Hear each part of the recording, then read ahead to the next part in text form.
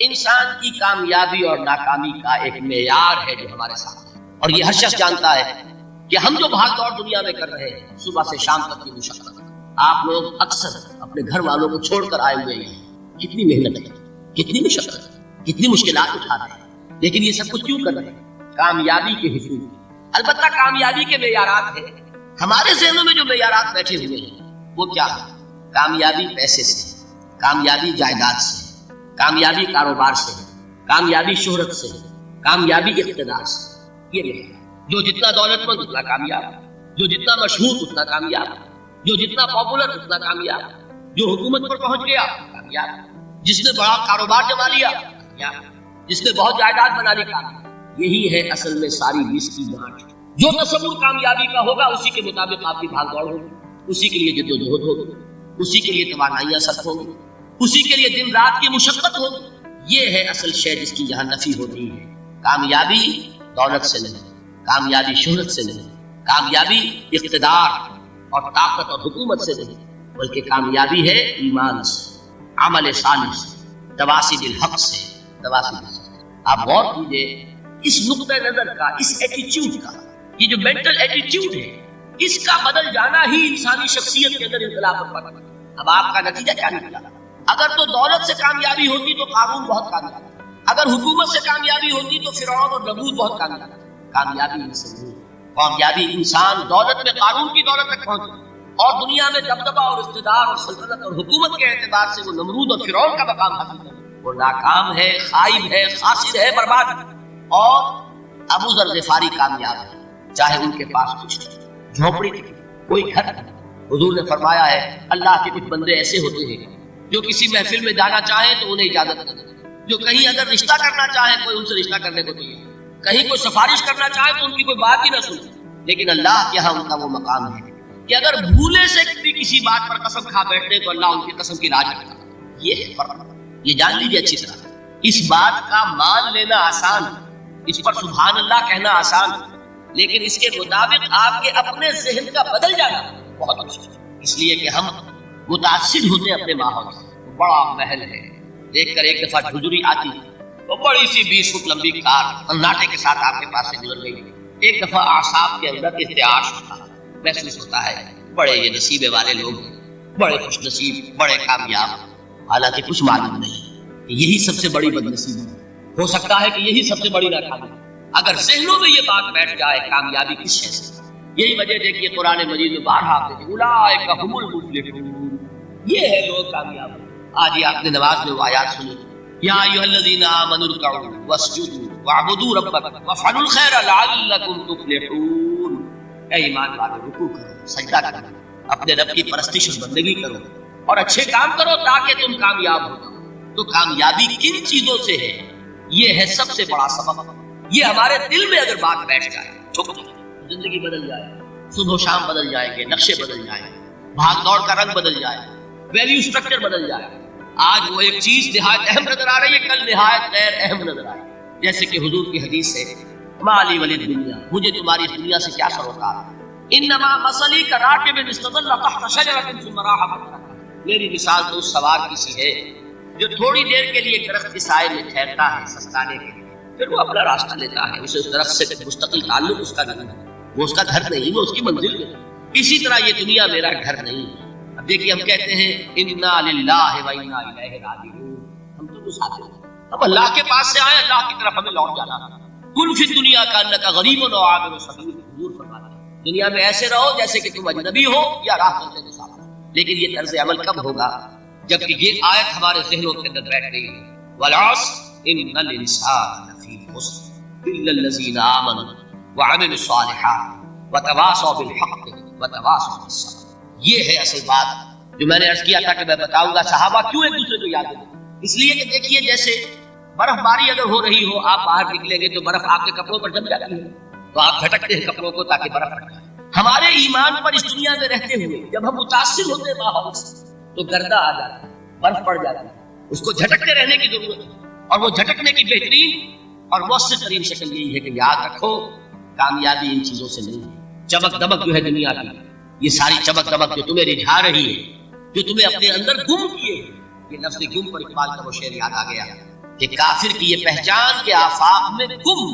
اور مومن کی یہ پہچان کے گم اس میں ہے آفاق۔ تم گم نہ ہو کر رہ جاؤ، مبہوت نہ ہو کر رہ جاؤ، مرعوب نہ ہو کر رہ جاؤ، دنیا ہی کی محبت تمہارے اوپر ڈیرے لگا ہے، تمہارے دلوں کے اوپر مسلط نہ ہو جائے۔ لہذا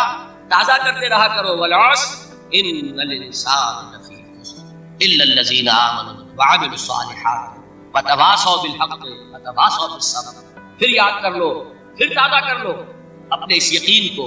کہ کامیابی دولت سے نہیں، کامیابی ثروت سے نہیں، کامیابی اقتدار سے نہیں، کامیابی شہرت سے نہیں، کامیابی جائیداد سے نہیں، کامیابی ہے ایمان سے، کامیابی ہے عمل صالح سے، کامیابی ہے تواصی بالحق سے، کامیابی ہے تواصی بالصبر۔ آپ مجھے کو سامنے رکھیے، میں ایک انسان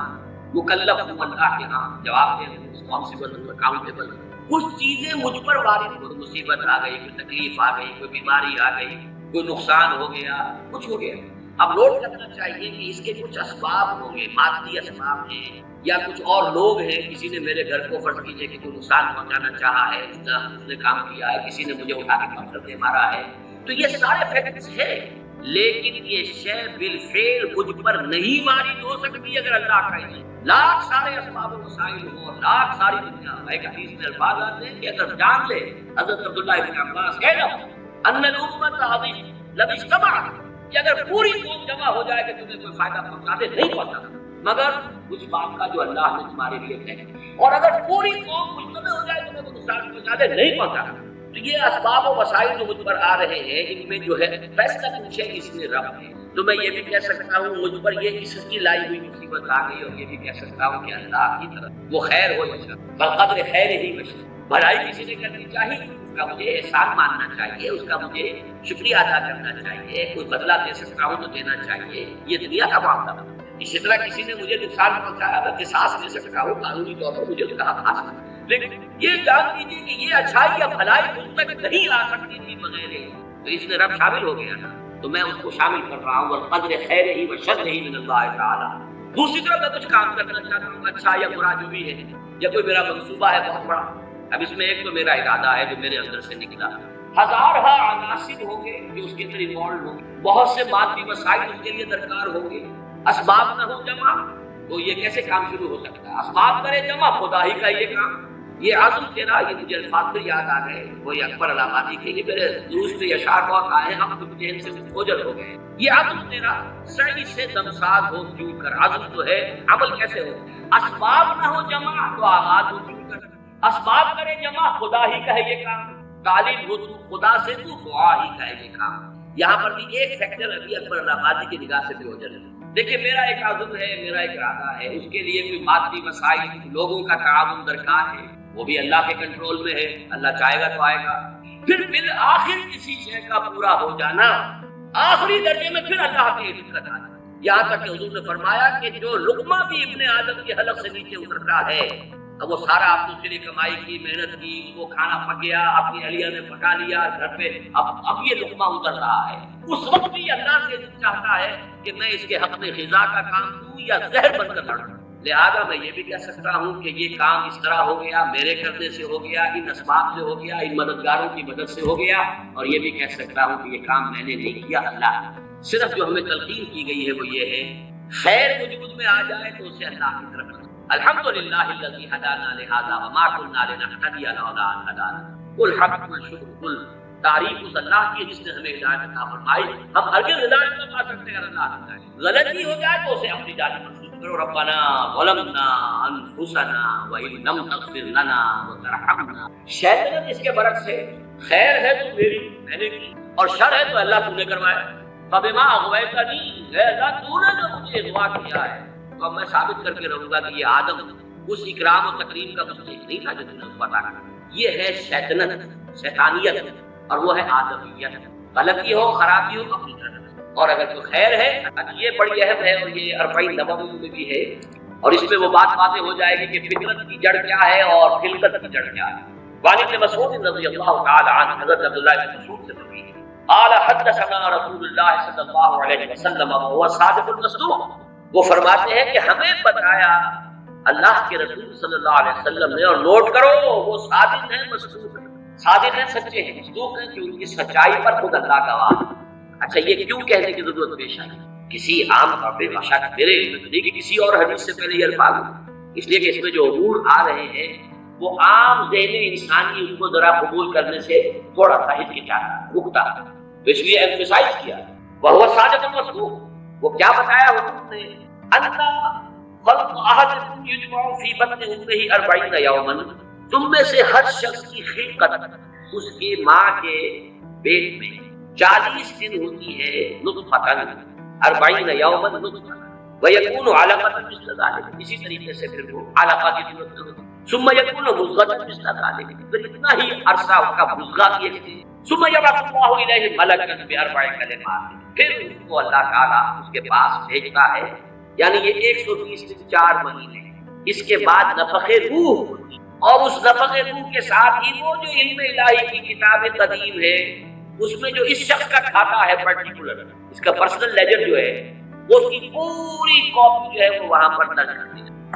تو اللہ تعالیٰ بھیجتا ہے۔ کیا یہیں سے بعض فقہا نے یہ مسئلہ نکالا ہے کہ 120 دن تک 4 مہینے تک جو جنین ہوتا ہے رحم مادر میں اس پر انسان کا اطلاق نہیں ہوتا، وہ حیوان انسان تو ہے صرف، ابھی انسان نہیں ہے، انسان اس وقت مکمل ہوگا جب روح پھونکی جائے، اور وہ 120 دن کے بعد ثم یبعث اللہ الیہ ملکا، پھر اللہ تعالیٰ بھیجتا ہے اس کی جانب ایک فرشتے کو باربع کلمات، 4 باتوں کے ساتھ، فیکتب لہ، اب یہاں سے کتاب کے لفظ پہ جوڑ دیں، میں سمجھتا ہوں بڑا مناسب لفظ زبان پر آ گیا کہ وہ جو ایک بڑا وہ سپریم کمپیوٹر ہے اس میں جو بھی کھاتا ہے پرسنل اس شخص کا، اس انڈیویجول کا، جو فلاں تاریخ کو فلاں جگہ پر وہ 120 دن کا جنین بن جائے گا، اس کا کھاتا وہاں سے لا کر تبدیل کر دیا جاتا ہے، اور یہ ہمارے وجود میں پیوست کر دیا جاتا ہے۔ یہ بھی نوٹ کریں، یہ سورہ بنی اسرائیل ہے، سورہ بنی اسرائیل میں جہاں شاکلہ کا لفظ آیا آخر میں جا کر شروع میں یہ بھی کہ ہر شخص کا وہ جو نامہ اعمال ہے وہ ان کی گردن میں کہیں کوئی جگہ ہے، کوئی مائکروسکوپی بھی، کوئی الٹرا مائکروسکوپی بھی، کہ جس کے اندر وہ فی عنقہ ونخرج لہ یوم القیامۃ کتابا یلقاہ وکل انسان الزمناہ طائرہ فی عنقہ ونخرج لہ یوم القیامۃ کتابا یلقاہ، تو یہ کہیں وہ ہے کھاتا، جیسے کہ دل میں روح ہے جسے ہم نہیں جانتے ہیں، وہ ہمارے ڈسیکشن میں، ہمارے مطالعے میں، ہمارے جو حواس مادی ہے ان کی گرفت میں نہیں آتی ہے، اسی طریقے سے گردن میں کہیں انسان ہے کوئی شے ہے کہ جہاں پر کہ وہ ہمارا وہ کھاتا جو ہے اس مکمل کتاب الہی، وہ جو اس کا علم الہی جو قدیم ہے اور قطعی ہے، اس سے اس کی پرسنل جو ہے وہ کھاتا وہ آپ یاد کر کے باربع کلمات فیکتب عملہ، یہ بھی لکھ دیتا ہے اس کا عمل کیا ہوگا، یہ وہ علم اللہ کا علم، یہ کیا کرے گا، واجلہ، اور اس کی مدت دنیا میں کتنی ہے وہ بھی طے ہوگا، یہاں رہنا کتنا ہے، 60 برس یا 60 دن یا 60 گھنٹے، یہ سب طے ہوگا۔ ورزقہ، ملنا اسے کیا ہے، بشقی و سعید، یہ بھی کہ بالآخر یہ شقی رہے گا یا سعید رہے گا، شقی بدبخت نتیجے کے اعتبار سے، یا یہ کہ سعید ہوگا صاحب سعادت کامیاب۔ ثم ينفخ فیہ، اچھا نوٹ کیجئے، یہ جو اس کا پرسنل لیجر جو ہے، اس کی کاپی جو اس کے اندر لکھی کر دی گئی ہے، چپکا دی گئی ہے، انسرٹ کر دی گئی ہے، یہ نفخ روح سے پہلے ثم ينفخ، وہ فرشتہ اس لیے کہ اس کا سارا تعلق جو ہے اس باڈی سے، اس کی یہ ساری جو بھی شاکلہ ہے اس باڈی سے، روح فطرت ہے وہ بعد میں آ رہی ہے، وہ تو بعد میں اس کو دی جا رہی ہے، اس کی وہ آزاد شخصیت، آزاد خواہش اس فطرت کی بنا پر ثم ينفخ فیہ، پھر وہ فرشتہ فوالذی لا الہ غیرہ، وہ اس اللہ کی قسم جس کے سوا کوئی الہ نہیں، ان احدکم لَيَعْمَلُ بِعَمَلِ أَهْلِ الْجَنَّةِ حَتَّى مَا يَكُونُ بَيْنَهُ وَبَيْنَهَا إِلَّا ذِرَاعٌ، تم میں سے کوئی اہل جنت کے سے عمل کرتا رہتا ہے یہاں تک کہ، اب یہاں میں ایک الفاظ کا اضافہ کر رہا ہوں بات کی وضاحت کے لیے، تو بریکٹ میں سمجھیے، بظاہر دیکھنے والوں کے نزدیک اس کے اور جنت کے درمیان بس ایک ہاتھ کا فاصلہ رہ جاتا ہے، فَيَسْبِقُ عَلَيْهِ الْكِتَابُ، کہ اس پر پھر وہ جو نوشتہ تھا اس میں تو لکھا تھا شقی، پھر اچانک اس کی زندگی میں انقلاب آتا ہے اور اس کے اوپر وہ نوشتہ جو ہے اللہ کا علم الہی کا جو غلط نہیں ہو سکتا اس کا ظہور ہوتا ہے، وَيَعْمَلُ بِعَمَلِ أَهْلِ النَّارِ يَدْخُلُونَ، پھر وہ جہنمیوں میں سے کام کرنے شروع کر دیتا ہے۔ ابھی میرا خیال ہے کہ 1.5 سال یا 2 سال ہو گئے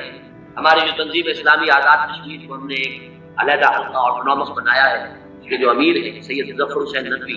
بہت بڑی بزرگ شخصیت ہے، بڑی علمی شخصیت ہے، انہوں نے وہاں کی ایک بڑی سیاسی شخصیت سے یہ بات کی انہوں نے مجھے خود بتایا کہ کچھ لوگ تو ہوتے ہیں کہ جن کی جوانی اور اس کے بعد کے دن بڑے برے گزرتے ہیں آبادی میں، پھر رفتہ رفتہ بڑھاپے کے آس پاس آ کے پھر وہ نیکی کی طرف مائل توبہ دلہ کر کے پھر وہ اچھے راستے پہ آ جاتے ہیں۔ کچھ لوگ الٹے ہوتے ہیں کہ وہ پہلے بڑے بہت سارے، بہت اچھے، بہت محتاط، بہت متقی، لیکن یہ کہ آخری عمر میں آ کے تو ان کا حال جو ہے بدل جاتا ہے اور پھر وہ بالکل مختلف شخص بن جاتے ہیں، اور ان دوسروں میں سے آپ بھی ایک۔ اور یہ ایک بہت بڑی شخصیت آزاد کشمیری نے سے یہ کہا سید ندوی کہ وہاں ان کا ایک بڑا اونچا مقام، وہ تعلیمات دینی کا جو پورا محکمہ ہے اس کے بھی انچارج رہے ہیں، اور بھی ندوے کے فارغ التحصیل ہیں۔ مولانا علی میاں اور مولانا مسعود عالم ندوی مرحوم، ان دونوں کے نہایت شہید شاگرد۔ بہرحال یہ اسی طرح کے فنومین نے جو اس حدیث میں آ وَإِنَّ أَحَدَكُمْ لَيَعْمَلُ بِعَمَلِ أَهْلِ النَّارِ، اور ان میں سے کسی شخص کا معاملہ یہ بھی ہو سکتا ہے کہ وہ عمل کرتا ہے اور کرتا رہتا ہے جہنمیوں کے ساتھ، حتیٰ لَا يَكُونَ بَيْنَهُ وَبَيْنَهَا إِلَّا ذِرَاعٌ، یہاں تک کہ اس کی اور جہنم کے درمیان دیکھنے والوں کو نظر یہ آ رہا ہے یہ تو اب پاؤں لٹکائے بیٹھا ہے گور میں اور ابھی تک اس کے لچھن بدلے نہیں ہیں۔ فَيَسْبِقُ عَلَيْهِ الْكِتَابُ، لیکن وہ نوشتہ اللہ وہ جو ایک علم خدا بندی کے اعتبار سے وہ شقی تھا یا سعید تھا، فَيَعْمَلُ بِعَمَلِ أَهْلِ الْجَنَّةِ فَيَدْخُلُوهَا، تو وہ اب اہل جنت کے سے کام کرتا ہے۔ اور یہی حدیث جو ہے آگے چل کر اسی مضمون کی حدیث نمبر 17 میں بھی آئے گی، اسی مضمون اگر ہم وہاں تک پہنچے۔ اب یہ حدیث جو ہے اس اعتبار سے متفق علیہ، پہلی حدیث آئی متفق علیہ اس باب، پہلی تین حدیثیں جو ہے وہ تین پڑھی ہے، کتنی پڑھی ہے؟ 1 2 3، یہ چوتھی حدیث ہے اور یہ ہے متفق علیہ، باقی تین کی تین صرف صحیح مسلم کی، اور بڑی عظیم حدیث، بہت عظیم۔ ایک تو فطرت اور جبلت یہاں واضح ہوگی، ایک سرشتے خلقت ہے انسان، ایک فطرت ہے، اس کا تعلق اس کا روح ملکوتی سے، وہ روح، ثم ينفخ فيه الروح، روح ہوگا۔ اس سے پہلے 120 دن کا جو یہ جنین ہے، جو ایمبریو، اور وہ لیونگ ہے، اس کے اندر لائف کے تمام بھی اوصاف ہے وہ موجود ہے، وہ تو پہلے دن سے ہے۔ سپرمیٹوزوئن بھی اگر تھا تو وہ بھی زندہ تھا، متحرک تھا، فعال تھا، اور اگر اوم تھا ماں کی طرف سے تو وہ بھی زندہ شہر لیونگ ایک آرگنزم ہے، لہٰذا کوئی وقت بھی اس کے اوپر ایسا تو نہیں آیا، تو حیات سے حیات چلی آ گئی، وہ ماں کی حیات اور باپ کی حیات ان دونوں سے مل کر حیات کا ایک سلسلہ جو ہے وہ شروع ہو گیا۔ لیکن 120 دن کے بعد وہ مرحلہ آتا، اس سے پہلے خلقت، اور اس خلقت سے تعلق ہے ان 4 چیزوں کا جن کا تعلق کتاب سے، یہ ہے کہ البتہ یہ کہ اس کے بعد جب روح پھونکی گئی، یہ روح وہ ہے کہ جو ان کا اپنا چوائس ہے۔ اب دیکھیے اگر کسی کی خلقت کے اندر بدی کے رجحانات بہت تھے، اس کی روح اسٹرگل کر رہی ہے شاکلہ کے اندر، شاکلہ سے باہر نکل نہیں سکتا، great resistance it has to overcome, کرتے یہ سمجھیے کہ جیسے دیمک جو ہے کسی چوکھٹ کو اندر سے کھا رہی ہے، ایک وقت آتا ہے کہ وہ برداشت نہیں۔ تو اس کے اندر جو ہے خلقت میں اگر نیکی کا رجحان زیادہ تھا، لیکن اس کی اپنی چوائس بدی کی ہے، تو اسے اسٹرگل کرنی پڑی ہے اپنی نیکی کو دبانے میں، اس وقت تک نیکی ظاہر ہو رہی ہے، لیکن بالآخر وہ کامیاب ہو جاتا ہے، اس لیے کہ وہ شقی تھا اور آخر میں وہ دیمک جو ہے شقاوت کو ظاہر ہے۔ اگر بدی کے رجحانات اس کی خلقت میں زیادہ تھے، ایون شاکلہ جو ہے وہ نیگیٹو زیادہ تھا، وہ کوشش کر رہا ہے۔ اب یہ اسٹرگل جو ہے انسان کی شخصیت کے اندر ہو رہی ہے، اللہ جانتا ہے، دیکھنے والوں کو تو یہ نظر آئے گا وہی کام کر رہا ہے جو پہلے 10 سال پہلے کر رہا تھا، آج وہی کر رہا ہے۔ انہیں نظر نہیں آئے گا کہ اس نے کتنی محنت کی، کتنی بار گرا ہے پھر اٹھا ہے، پھر گرا ہے پھر اٹھا ہے، کتنی مرتبہ جو ہے اوور پاور کیا ہے اسے اس کے خلقت نے، اور شیطانی وساوس جو اس کو اور سپورٹ کر رہے ہیں، لیکن اس نے اپنی he has not given up his struggle، اس کے اندر لگا رہا یہاں تک کہ بالآخر کامیاب ہوا۔ لیکن دیکھنے والوں کو جو نظر آئے گا اس کے اعتبار سے حدیث کی بات کو واضح کر دیا، کوئی اشکال الحمدللہ میرے ذہن میں کوئی اشکال اس حدیث کے ذریعے میں باقی۔ سورۃ المزمل، بسم اللہ الرحمن الرحیم۔ اب یہ جوڑا ہے سورہ مدثر اور مزمل، اور یہاں سے آگے تمام صورتیں اب جوڑوں کی شکل میں آئیں۔ یہ ہے 73ویں صورت، تو 28 صورتیں ابھی جو ہے وہ موجود ہیں اس کی، اور پھر 14 اور، تو گویا کہ 35 صورتیں جو ہیں، کیونکہ 114 ہے کل صورتیں، یہ جتنی بھی آئیں گی اب 36 صورتیں، یہ سب کی سب جو ہیں یہ جوڑوں کی شکل میں۔ یا ایھا المزمل یا ایھا المدثر، بالکل ایک طرح سے انداز، یا ایھا المزمل، اے کمبل میں لپٹ کر لیٹنے والے، صلی اللہ علیہ وسلم، فداہ آباؤنا و امہاتنا، قم اللیل الا قلیلا، کھڑے رہا کرو رات کو سوائے اس کے تھوڑے سے۔ قیام اللیل کی حقیقت یہاں سمجھ لیجئے، حدیثیں سنتے ہیں آپ جمعوں کے اندر، سب نے سنی ہوگی، من قام رمضان ایمانا و احتسابا، اور وہ قیام کیا ہوتا ہے؟ 1 گھنٹے کا، تراویح 20 پڑھی گئی، بلکہ عشاء سب ملا کے 1.5 گھنٹے میں فارغ ہو گیا۔ قیام اللیل کا نصاب یہ ہے، من قام رمضان ایمان، وہ تو حضرت عمر نے بہت بڑا صحیح فیصلہ کیا کہ عوام کے لیے جنہیں اینٹیں دھونی ہے، کسی چلانی ہے، ان کے لیے ممکن نہیں ہے، لیکن خاص طور پر جنہیں اللہ نے سہولت دے دی ہے، جو ہر سال 1 مہینے کی چھٹی لے سکتے ہیں، بجائے وہ سیر کرنے کے لیے چھٹیاں لیں، وہ 1 مہینے کی چھٹی لیا کریں نا رمضان میں۔ قیام اللیل سے صحیح طور سے اس کی برکات سے مستفید ہوں، راتوں کو جاگیں۔ یا ایھا المزمل قم اللیل الا قلیلا، کھڑے رہا کرو رات کو سوائے اس کے تھوڑے سے حصے کے، نصفہ، آدھا اس کا، اب انقص منہ قلیلا، یا اس میں سے کچھ کم کر لیں یعنی تہائی، او زد علیہ، یا اس میں بڑھائیے یعنی 2/3، ورتل القرآن ترتیلا، اور ٹھہر ٹھہر کر رک کر قرآن پڑھتے جائیں۔ قیام اللیل کے ساتھ اصل ہے قرآن، چنانچہ اس کے بعد جب اس کا خلاصہ نکال دیا گیا قیام اللیل کا، تہجد کی نماز وہ اب مختصر کر دی گئی، جب فرض نمازیں آ گئی تو قیام اللیل اب ختم ہوا، اب وہ تہجد کی نماز ہے۔ وَمِنَ اللَّيْلِ فَتَہجد بِهِ، اس قرآن کے ساتھ تہجد، یہ نہیں کہ وہ تو یاد ہی نہیں قرآن، تو چند صورتیں ہیں وہ 8 رکعتیں پڑھی اور پھر بیٹھ گئے کسی اور طرح کے ذکر میں، وہ تہجد نہیں ہے، قرآن کے ساتھ، اس کے لیے قرآن یاد کرو۔ رتل القرآن ترتیلا، ترتیل کہتے ہیں ٹھہر ٹھہر کر ایک لفظ پر غور کرتے ہوئے قرآن کو پڑھنا۔ انا سنلقی علیک قولا ثقیلا، ہم ان قریب آپ پر ایک بہت بھاری بوجھ ڈالنے والے ہیں۔ اس سورہ مبارکہ میں ابتدائی آیات جو ہیں غالباً 9، یہ تیسری وحی ہیں جو محمد عربی صلی اللہ علیہ وسلم پر آئی، اور جو چوتھی وحی آئے گی وہ سورہ مدثر میں ہے، جس میں حکم ہے تبلیغ کا، وہ بھاری وزن آنے والا ہے آپ کے کاندھے پر، اب آپ کو تیاری کر لینی چاہیے۔ تیاری کیا ہے؟ اگرچہ آپ پہلے سے معراج انسانیت پر فائز ہیں، تاہم اس بار نبوت اور کار رسالت کی ذمہ داریاں اٹھانے کے لیے ابھی آپ کو کچھ اور ریاضت کرنی پڑے گی۔ راتوں کو کھڑے رہے، قرآن کو اپنے اندر جذب کرو۔ ان ناشئۃ اللیل ہی اشد وطئا وقیلا، یقیناً رات کا یہ جاگنا یہی تو ہے کہ جو خوب مضبوط ہے، مؤثر ہے نفس کو کچلنے میں، واقوام وقیلا، اور جو قول ہوتا ہے وہ بھی سیدھا ہوتا ہے، سکون ہے، اطمینان ہے، اس وقت آپ کے اور رب کے درمیان کوئی حجاب نہیں۔ ان لک فی النہار سبحا طویلا، دن کے اوقات میں تو آپ کے لیے بڑی مشقت ہے، مصروفیت ہے۔ کبھی کوئی آیا کہہ گیا یہ تو مجنون ہے، اب آپ کے دل میں کدورت ہو گئی پیدا، کچھ نہ کچھ تکدر پیدا ہو گیا۔ رات کو کچھ نہیں ہے، آپ ہے اور آپ کا رب۔ واذکر اسم ربک وتبتل الیہ تبتیلا، اپنے رب کا نام جپا کرو اور بالکل ہر طرف سے کٹ کر اسی کے ہو جاؤ۔ تبتل اس کو کہتے ہیں، لیکن یہ کہ بے ہما اور باہما سب کے ساتھ رہو، سمجھیے اپنے آپ کو جیسے قیامت کے دن کھڑے ہونا ہے اکیلے، کوئی ساتھ نہیں آئے گا، نہ بیٹا نہ بیٹی، نہ بیوی نہ شوہر، نہ باپ نہ ماں، کچھ۔ یہ ہر شخص کی ایک انڈیویجویلٹی ہے، اس کی اپنی ایک شخصیت ہے، لیکن دعوت کے لیے، تبلیغ کے لیے آپ کو لوگوں کے ساتھ رہنا ہے، لیکن آپ کے ذہنی رشتے، توقعات، امیدیں، دوستیاں، قلبی رشتے کٹ جانے چاہیے، سب سے کٹ کر صرف اللہ کے ساتھ۔ رب المشرق والمغرب، وہ تو رب ہے مشرق کا بھی مغرب کا بھی، لا الہ الا ہو، اس کے سوا کوئی معبود نہیں۔ فاتخذہ وکیلا، بس اسی کو پکڑ لیجئے اپنا جو ہے کارساز۔ واصبر علی ما یقولون واہجرہم حجرا جمیلا، اور جو کچھ یہ کہہ رہے ہیں اس پر صبر کی، یہ مجنون کہہ رہے ہیں، شاعر کہہ رہے ہیں، صاحب کہہ رہے ہیں، وہ کہہ رہے ہیں، صبر۔ واہجرہم حجرا جمیلا، ان سے تعلق منقطع کیجئے لیکن خوبصورتی کے ساتھ، لٹ مار کے علیحدہ نہیں ہونا ہے، قالوا سلاما، علیحدہ بھی ہونا ہے، وَإِذَا خَاطَبَهُمُ الْجَاهِلُونَ قَالُوا سَلَامًا، خوبصورتی کے ساتھ، تاکہ آج یہ بات نہیں سن رہے تو کل دوبارہ ان سے ملنے کا موقع ہو، تاکہ بات کی جا سکے۔ یہ بالکل ابتدائی دور کی بات ہے۔ پھر وہی بات آگے، ذرنی، مجھے چھوڑیے، ذرنی والمکذبین اولی النعمہ، چھوڑیے مجھے اور یہ جو جھٹلانے والے ہیں، جو بڑی نعمتوں کے اندر ہم نے ان کو رکھا ہے، اولی النعمہ، ہم نے ان کو کھانے پینے کو دیا، اولاد دی، بڑی سی جائیداد دے دی۔ وَمَهِّلْهُمْ قَلِيلًا، اور اے نبی ذرا انہیں کچھ دیر مہلت دیجیے، جلدی نہ کیجیے۔ وَلَا تَعْجَلْ عَلَيْهِمْ، یہ بھی ہم پڑھ چکے ہیں، ان پر جلدی نہ کیجیے۔ مَهِّلْهُمْ قَلِيلًا، آخری پارے میں بھی آ جائے گا سورۃ آیہ، مَهِّلْهُمْ أَمْهِلْهُمْ رویدا، تو ان کو ذرا مہلت دیجیے تھوڑی دیر۔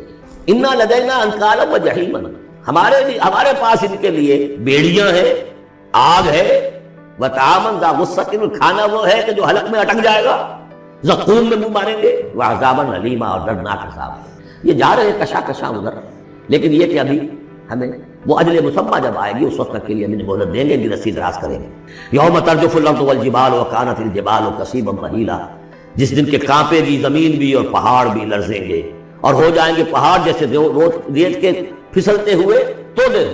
جیسے آپ نے سینڈ ڈیوز دیکھے ہوں گے، وہ پھسل رہی ہے ریت ادھر سے ادھر، یہ پہاڑ کوہ ہمالیہ یہ بھی اس طرح کا تودا بن کے اور پھسل کر اور سب برابر ہو جائے گا، لا عوج فیہ ولا امتا، نہ کوئی ٹیڑھ رہے گا، نہ کوئی موڑ ہوگا، نہ کوئی اور، سیدھی چٹیل۔ انا ارسلنا الیکم رسولا، دیکھو لوگوں اے قریش ہم نے تمہاری طرف اپنا رسول بھیج دیا ہے، شاہدن علیکم، جو تم پر گواہ بنے گا، یہاں تمہیں گواہی دے گا اپنے قول اور اپنے عمل سے حق کی، اور وہاں تمہارے خلاف کھڑا ہوگا اے اللہ میں نے ان کو پہنچا دیا تھا، کما ارسلنا الی فرعون رسولا، جیسے کہ ہم نے بھیجا تھا فرعون کی طرف بھی اپنا رسول حضرت موسیٰ علیہ السلام، فعصا فرعون الرسول، تو فرعون نے بھی رسول کی یعنی حضرت موسیٰ کی معصیت کی، ان کا نافرمانی کی، فاخذناہ اخذا وبیلا، تو ہم نے پکڑ لیا اس کو بڑا وبال والی پکڑ، فکیف تتقون ان کفرتم، اب اگر تم کفر کرو گے تو تم کیسے بچ جاؤ گے؟ فرعون نہیں بچا، قوم نوح نہیں بچی، قوم عاد نہیں بچی، قوم ثمود نہیں بچی، قوم شعیب نہیں بچی، عمورہ صدوم کی بستیاں نہیں بسی، تم کیسے بچ جاؤ گے؟ فکیف تتقون ان کفرتم یوما یجعل الولدان شیبا، اس دن جس دن کا کہ جو دن کے بوڑھوں بچوں کو بوڑھا کر دے گا، قیامت کا دن، اس کے شدائد، اس کی سختی ہے، السماء منفطر بہ، آسمان اس کے ساتھ پھٹ پڑنے کو ہے، یعنی وہ ثقلت فی السماوات والارض، وہ کہیں باہر سے تو نہیں آئے گی وہ قیامت، وہ انہی آسمان اور زمین کے اندر جو ہے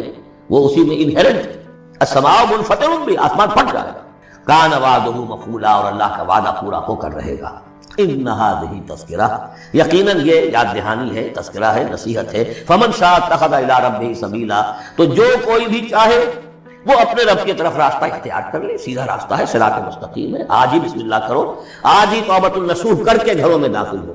اب یہ ہے 19 آیات، لیکن اس کے بعد جو ایک آیت پر پورا رکوع مشتمل ہے، اس کے بارے میں بہت عرصے تک میں بہت پریشان رہا اس کو سمجھنے میں، اور میں حیران ہوں کہ تفاسیر میں کہیں مجھے کوئی اس کے لیے بات نہیں ملی۔ اتفاقاً ہے کہ میں الاتقان فی علوم القرآن اس کا مطالعہ کرتے ہوئے مجھے حضرت عبداللہ ابن عباس رضی اللہ تعالیٰ عنہ کا ایک قول مل گیا کہ یہ ایک آیت نہیں 2 آیتیں ہیں، یہ بھی روایات ختم ہو گیا، کوئی کہتا ہے کہ یہ 1 سال کے بعد آئی، کوئی کہتا 16 ماہ بعد آئی، کوئی کہتا یہ آیت جو ہے یہ مدنی ہے، کوئی کہتا 11 سال کے بعد، وغیرہ وغیرہ۔ تو اس حوالے سے یہ کہ سمجھ میں نہیں آتا تھا کہ کیا مسئلہ کیا ہے، اس قدر مختلف آرات کیوں ہیں، تو سمجھ میں آیا کہ یہ 2 حصوں میں آیت نازل ہوئی ہے، لیکن اب اس کو ایک آیت شمار کریں گے جو حضور نے بتایا، ان ربک یعلم انک تقوم ادنی من ثلثی اللیل ونصفہ وثلثہ وطائفۃ من الذین معک، اے نبی آپ کا رب جو ہے جانتا ہے کہ آپ بھی کھڑے رہتے ہیں تقریباً 2/3 رات اور نصف رات اور رات کا تہائی حصہ، وطائفۃ من الذین معک، اور یہ کہ آپ کے ساتھ بھی جو جماعت ہے ان میں سے لوگ آپ کے ساتھ کھڑے رہتے ہیں، واللہ یقدر اللیل والنہار، اللہ تعالیٰ نے ہی رات اور دن کا ایک اندازہ مقرر کیا ہے، یہ مشقت زیادہ دیر نہیں جھیلی جا سکتی، لہٰذا علم ان تحصوہ، اللہ جانتا ہے، اس کے علم ہے کہ تم اس کی پابندی نہیں کر سکو گے، فتاب علیکم، تو اللہ نے تم پر نرمی فرمائی، شفقت فرمائی، رحمت کی نظر کی، فقرؤوا ما تیسر من القرآن، تو جتنا آسان ہوا کرے تمہارے لیے، میسر ہوا کرے، یسر آسان، اتنا رات کو پڑھ لیا کرو۔ علم ان، اب یہاں یہ آیت کا پہلا حصہ ہے کہ جو میرے خیال میں 1 سال بعد یا 11 ماہ بعد نازل ہو گیا، یعنی یہ کہ اب یہ پابندی کہ کم سے کم 1/3،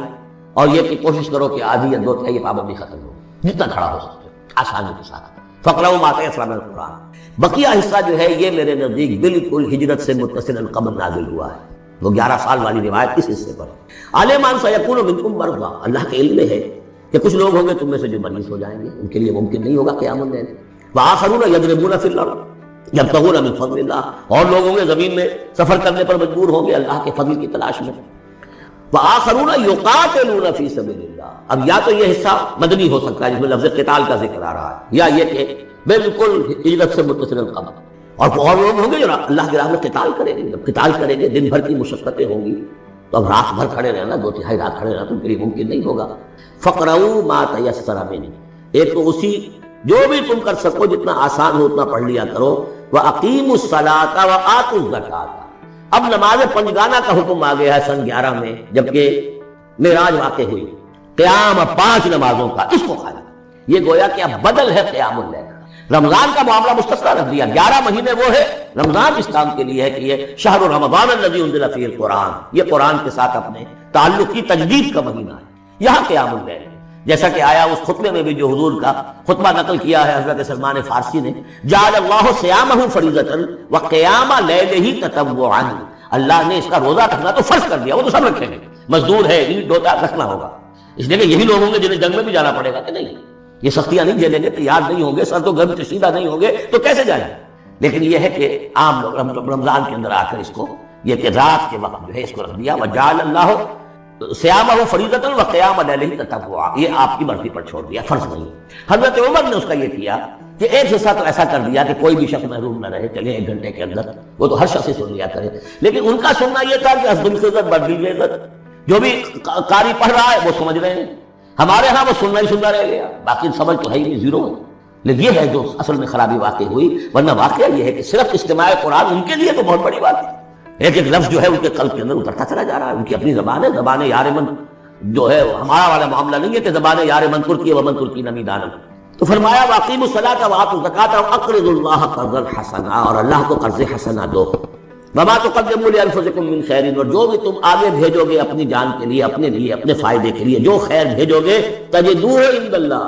اسے موجود پاؤ گے اللہ کے پاس، کس حال میں؟ ہوا خیرن، وہ بہتر ہوگا اس سے جس حال میں کہ تم نے بھیجا تھا اللہ کے پاس، وہ 700 گنا ہوگا، وہ کس نوعیت کا ہوگا؟ خیرن، اس سے بہتر ہوگا جو تم نے دیا تھا، وَأَعْظَمَ أَجْرًا، اور اجر کے اعتبار سے بہت بڑا، وہ مال تو دے گا ہی تمہیں 700 گنا کر کے لوٹا کر دے گا، لیکن اس کے علاوہ اور اجر دے گا اپنے فضل سے، اپنے پاس سے۔ بستغفر اللہ، اور استغفار کرو اللہ سے، ان اللہ غفور رحیم، یقیناً اللہ غفور اور رحیم ہے، بخشنے والا ہے اور رحمت فرمانے والا ہے۔